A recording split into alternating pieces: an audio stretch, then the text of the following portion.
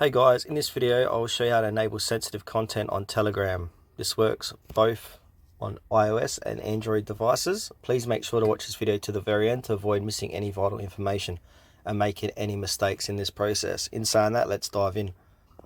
Alright, there currently isn't a way to enable sensitive content via the Telegram app, so there's a workaround to this. So what you need to do is open up any web browser, go to Google and type in Telegram web.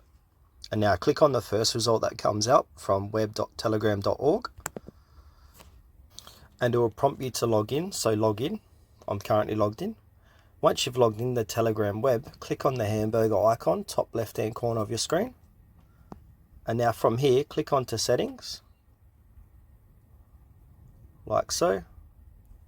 And then from here, click on privacy and security and scroll down all the way down, and then where it says sensitive content, just tick that, disable filtering. So now you will display sensitive media and public channels on all your Telegram devices.